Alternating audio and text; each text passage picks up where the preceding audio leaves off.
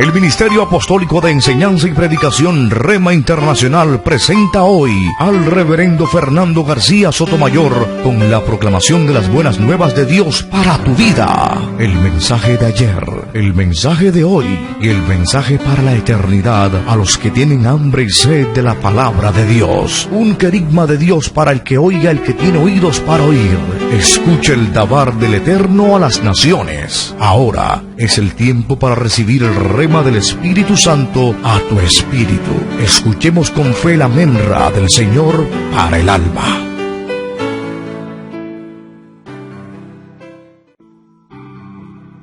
Dice la palabra del Señor en la carta del apóstol Pablo a los Romanos, en capítulo 5, los versículos 10 al 16. Romanos, carta del apóstol Pablo, capítulo 5. Vamos a leer los versículos 10 al 16. Leemos la palabra del Señor en el nombre del Padre y del Hijo y del Espíritu Santo. Esta es la traducción del Nuevo Pacto Hebreo Español. Y dice así la Escritura: porque si siendo enemigos, por él seremos salvos de la ira. Porque si siendo enemigos, por él seremos salvos de la ira, fuimos reconciliados con Dios por la muerte de su Hijo, mucho más, estando reconciliados, seremos salvos por su vida. Y no solo esto, mas aún nos gloriamos en Dios, por el Señor nuestro Jesucristo, por el cual hemos ahora recibido la reconciliación. De consiguiente, vino la reconciliación por uno, así como el pecado entró en el mundo por un hombre, y por el pecado la muerte, y la muerte así pasó a todos los hombres. Pues que todos pecaron, porque hasta la ley el pecado estaba en el mundo, pero no se imputa pecado, no habiendo ley. No obstante, reinó la muerte desde Adán hasta Moisés, aún en los que no pecaron a la manera de la rebelión de Adán, el cual es figura del que había de venir. Mas no como el delito, tal fue el don. Porque si por el delito de aquel uno murieron los muchos, mucho más abundó la gracia de Dios a los muchos y el don por la gracia de un hombre, Jesucristo.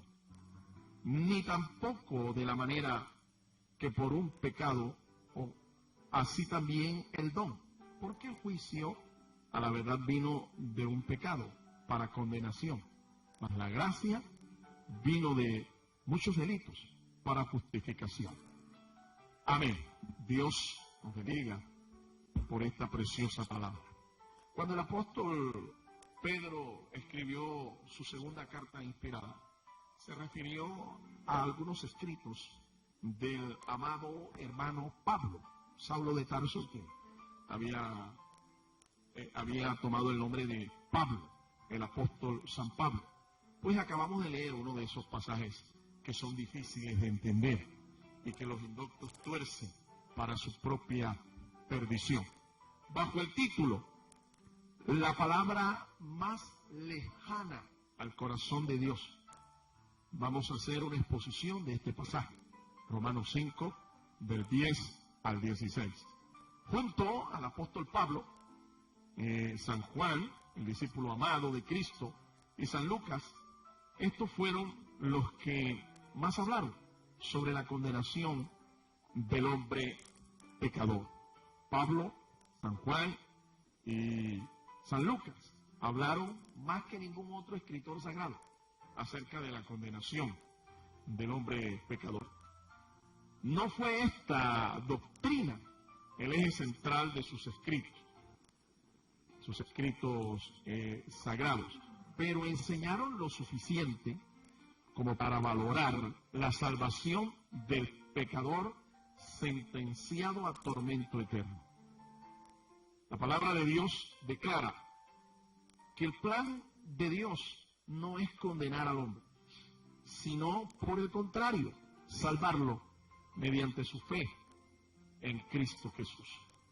El mensaje del Señor es ese, el mensaje del Evangelio es ese. Buenas nuevas de salvación para el hombre pecador, aquel que se arrepiente y se vuelve a Cristo.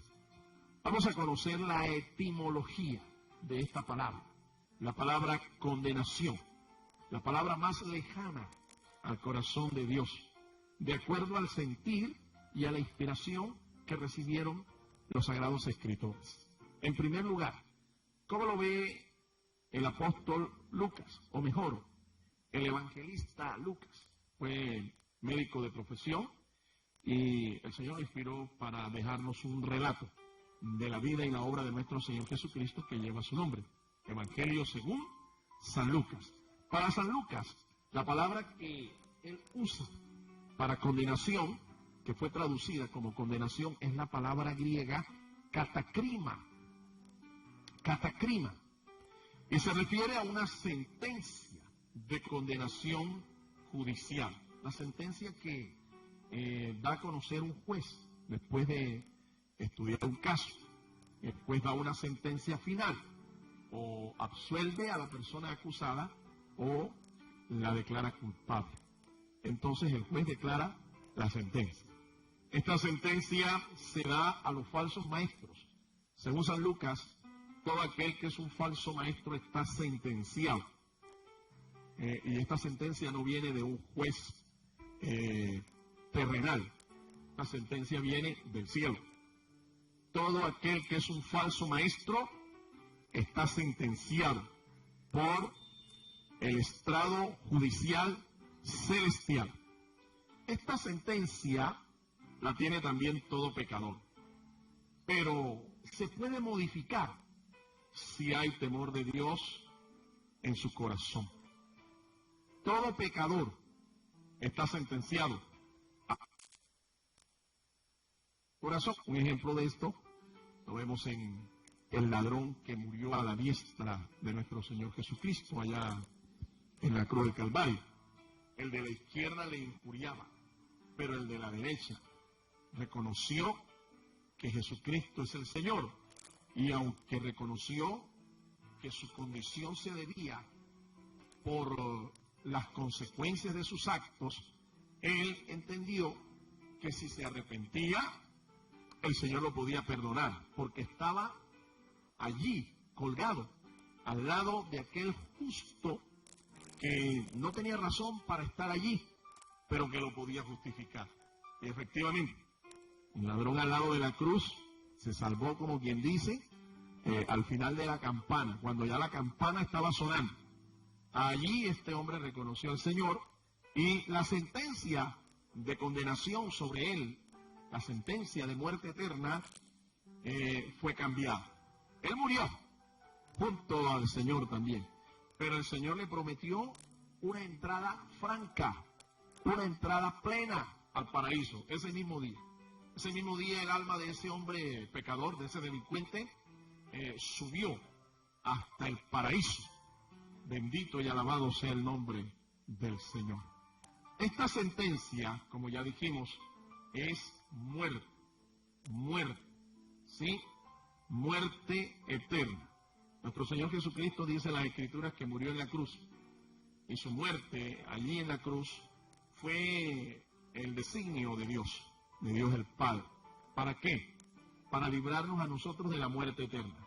Jesús murió por nosotros. Jesús murió por ti. Jesús murió por mí. ¿Para qué? Él murió para darnos vida eterna.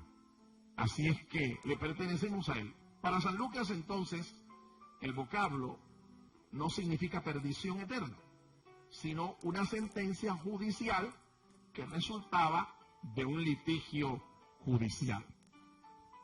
Una sentencia judicial que resultaba de un litigio, un caso judicial. El caso nuestro ante el Señor es claro. El día que tú te presentes delante del Señor, allá en el juicio final, tú te presentarás justificado en el tribunal de Cristo, o condenado, sentenciado a condenación eterna, y te presentarás ante el juicio del gran trono blanco, el juicio final. Pero escuchan, todos aquellos que hoy reciben a Cristo, cambian esa sentencia y tienen a Cristo ya no como el juez, sino que lo tienen como abogado. Por el contrario, aquellos que rechazan hoy a Cristo, allá en el juicio final, lo van a tener no como su abogado, lo van a tener como su juez. Así que tú decides cómo tienes hoy a Cristo. Si decides tenerlo como tu abogado o si decides tenerlo como tu juez. Entre la sentencia y el castigo por un delito siempre hay un tiempo de separación. Dios ha sentenciado a este mundo, pero está dando tiempo para dar oportunidad al pecador de volverse a Cristo y aprovechar los beneficios del perdón y de la salvación en Jesucristo. El apóstol Pedro dice que Dios no quiere que ninguno perezca, sino que todos procedan al arrepentimiento. Dios no quiere que ningún hombre se condene. Dios no diseñó, no inventó el infierno para el hombre. Lo diseñó para el diablo y para sus ángeles. Pero el diablo y sus ángeles están engañando a mucha gente. Y hoy hay mucha gente que le cree más al diablo que a la palabra del Señor. Y finalmente, tanto el diablo como sus ángeles y todos los que le creyeron serán lanzados al fuego eterno. En segundo lugar, miremos cómo mira el apóstol San Juan, el apóstol amado, el significado de la palabra condenación. Para San Juan, la palabra que él usa es crisis, y se traduce como separación, juicio, castigo del tribunal de justicia. Un juicio a este mundo consistente en la eterna oscuridad moral por haber rechazado a Cristo. El mundo que hoy rechaza al Señor tiene como sentencia, tiene como juicio de Dios la oscuridad moral. Mi amigo, por eso, cuando se predica a Jesucristo, se está predicando la luz de Dios, la única luz que te puede salvar de las tinieblas eternas. Pero si tú rechazas la luz del Señor, si tú rechazas la palabra del Señor, la palabra que te puede iluminar espiritualmente, la palabra que te puede alumbrar el camino de esta vida, si lo rechazas, para ti la sentencia es sencilla. La sentencia viene de parte de Dios. Morirás en un estado de eterna oscuridad moral y finalmente serás lanzado a un lugar en donde, aunque el fuego quema el alma, el fuego atormenta el espíritu de estas personas, es un lugar de oscuridad lóbrega. Algunos creen que en el infierno, porque como en el infierno hay candela, va a haber luz, va a haber claridad. Debe decirle que no. En el infierno lo que hay son cuevas de oscuridad lóbrega, lobreguez, oscuridad eterna. Bendito y alabado sea el nombre del Señor. Un juicio al incrédulo consistente en la muerte eterna. Así lo mira San Juan. ¿Sí? Este juicio es un juicio que se da al incrédulo. ¿Sí? Consistente en la muerte eterna. Muerte eterna significa separación eterna del Señor. Separación eterna. Así como hay vida eterna, hay muerte eterna. La muerte eterna significa estar separado por la eternidad de nuestro Dios. En tormento. Un juicio final, también lo describe San Juan, un juicio final al impío, después que resucite del polvo. Las Escrituras nos dicen que tanto los justos como los impíos van a resucitar. Los justos resucitarán en el momento en que el Señor Jesucristo aparezca por su iglesia. En el momento del arrebatamiento de la iglesia, los muertos en Cristo resucitarán primero con un cuerpo inmortal. Pero los impíos van a resucitar al final del establecimiento del reino del Señor aquí en la tierra. Lo que las Escrituras llaman el tiempo del reino milenial. 1000 años de justicia y de paz por mano de hierro de parte del Señor aquí en la tierra, donde toda rodilla se doblará y toda lengua confesará que Jesucristo es el Señor. Al final de ese reino milenial van a resucitar los impíos de todos los tiempos y se van a presentar ante el juicio del gran trono blanco a escuchar la sentencia final. El juicio que le espera también lo describe San Juan al sistema religioso que ha tomado el lugar de Cristo. Hay una falsa iglesia en el día de hoy. Hay una iglesia que ha tomado el lugar de Cristo y que se presenta como una mega iglesia, se presenta como la iglesia verdadera de Jesucristo. Esta iglesia tiene una autoridad episcopal, tiene un gobierno episcopal, es decir, en cabeza de un solo obispo, un solo ministro es el superlíder de esta iglesia. Esta iglesia ha tomado el lugar de Cristo. Imagínense que uno de los títulos que le han otorgado a este mega obispo, a este super obispo, es el de vicario de Cristo aquí en la tierra. Ese es el título que le han dado. El Vicarius Filii Dei. El vicario de Cristo o el sustituto de Cristo aquí en la tierra.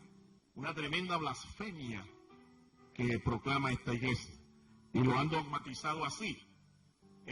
Para los miembros de esta iglesia, cuando este obispo habla ex cátedra, es como si Dios hablara. Es infalible en lo que dice en cuestiones de doctrina.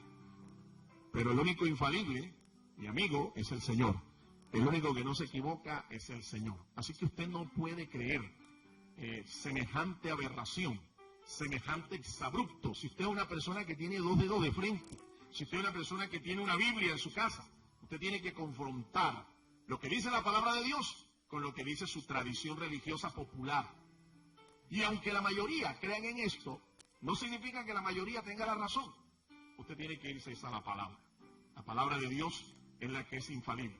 Y quiero decirle, la Biblia enseña que el que sustituyó a Jesucristo aquí en la tierra no fue un hombre, no fue Pablo, no fue Pedro, no fue Juan, no. Quien sustituyó al Hijo de Dios aquí en la tierra es el Espíritu Santo, porque el Espíritu Santo tiene la misma naturaleza de nuestro Señor Jesucristo. El Espíritu Santo es Dios.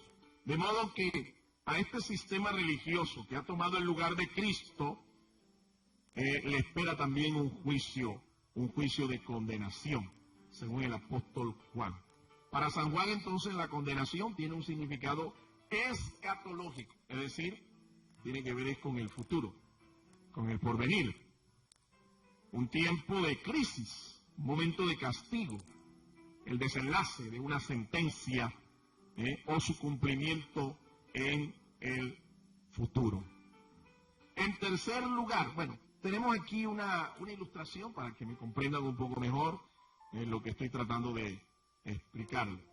Muchos tienen conocimiento que Dios ha de juzgar a este mundo y que su sentencia es muerte, muerte eterna, por cuanto todos hemos pecado. Pero algunos se ríen, otros son incrédulos, otros son indiferentes.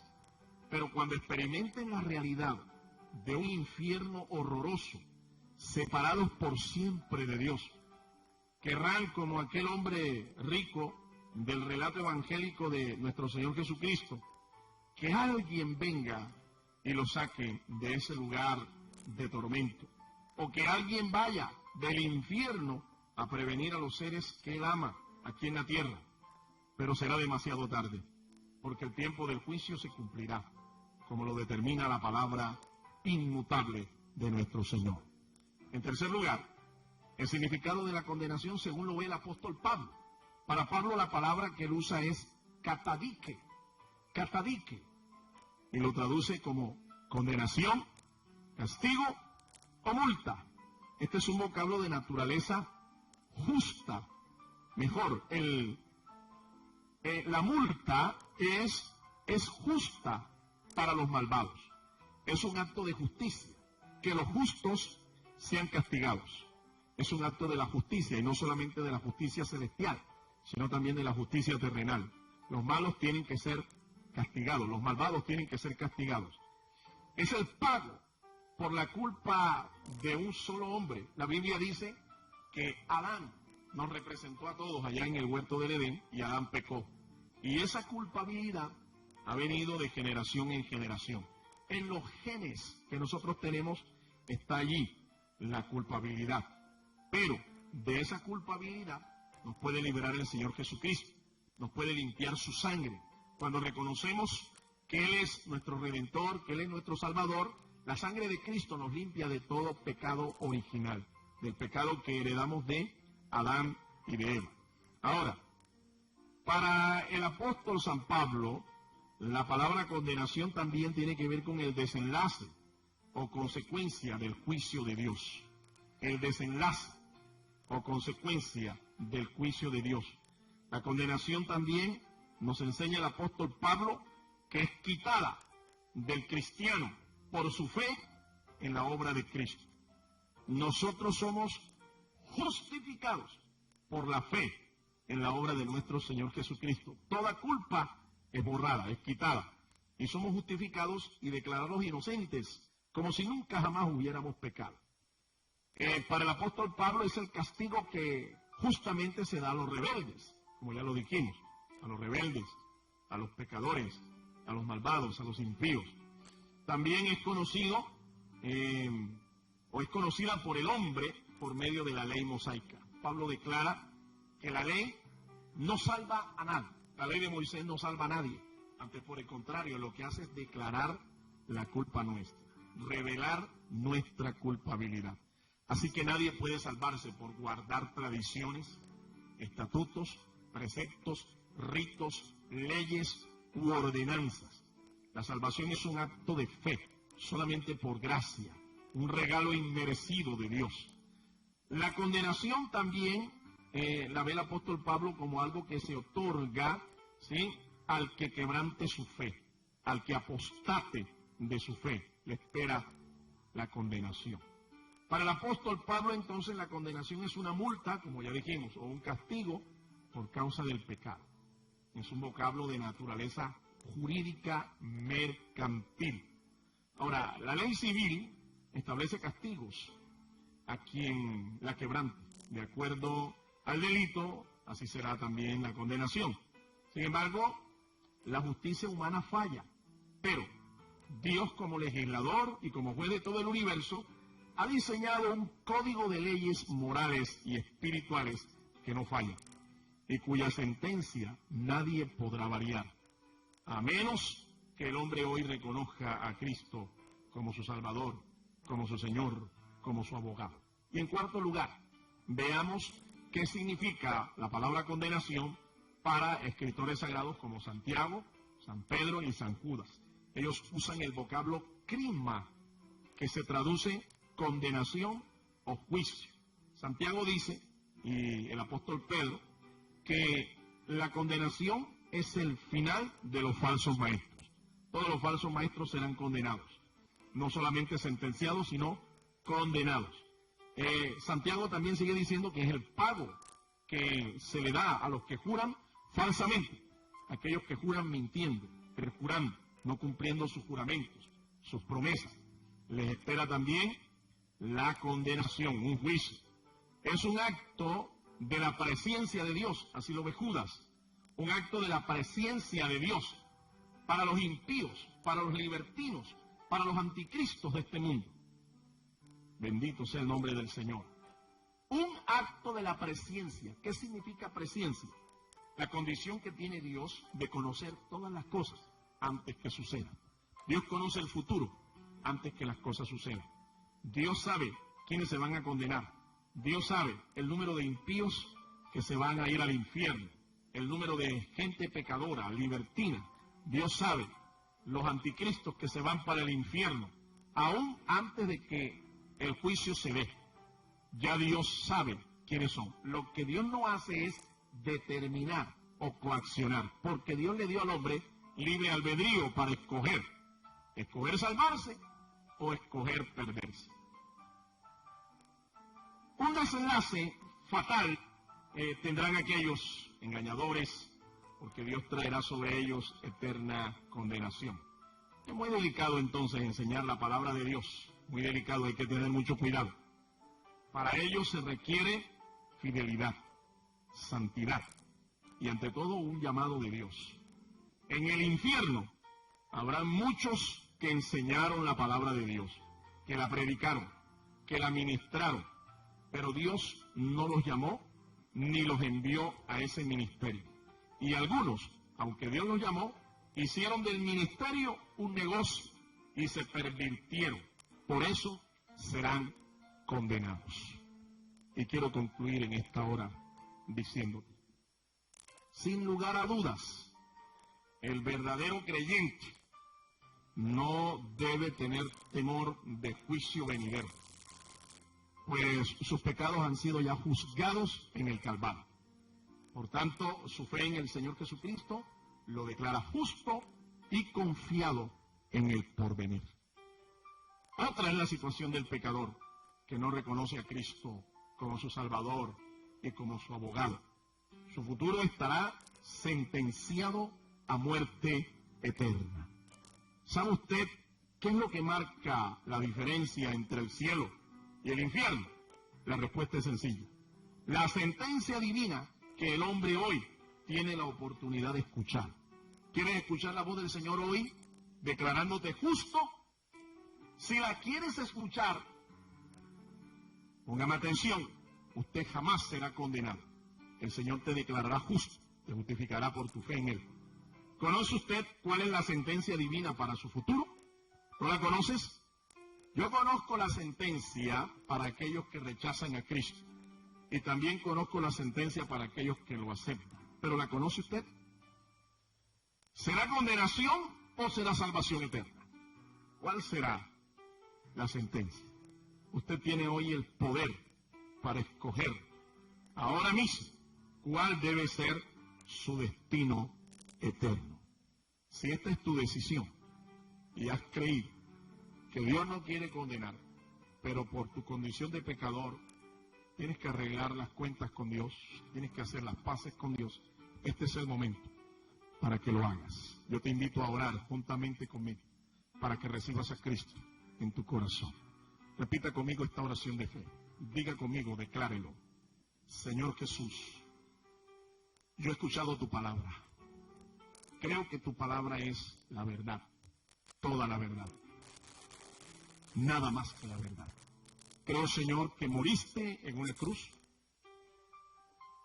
para perdonar mis pecados. Te ruego, Señor, que me limpies con tu sangre, que escribas mi nombre en el libro de la vida y que me selles con tu Espíritu Santo. Por la fe declaro que tú eres el Hijo de Dios. Por la fe declaro que moriste y resucitaste para darme vida eterna, para darme salvación. Por la fe creo que ahora soy un hijo de Dios. Por la fe en Jesucristo. Amén, amén y amén.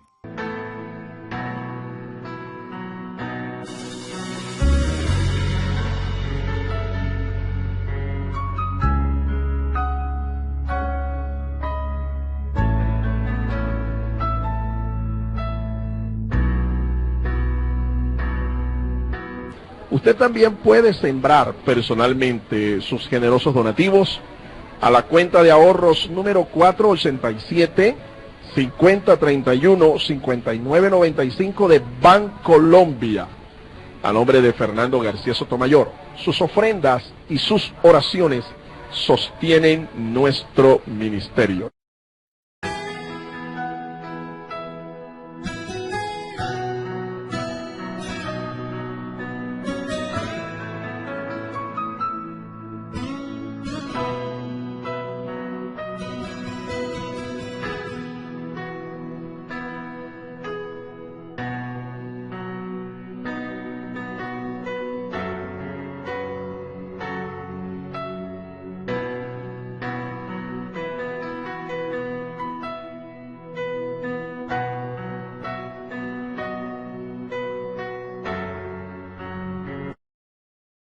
El Ministerio Apostólico Rema Internacional pone a disposición esta predicación. Ofrecemos ministración a simposios, seminarios, campañas evangelísticas, educación globalizada sana y de carácter interdenominacional. Escríbanos a ministerioremainternacional@gmail.com o llámenos al celular 316-270-7181.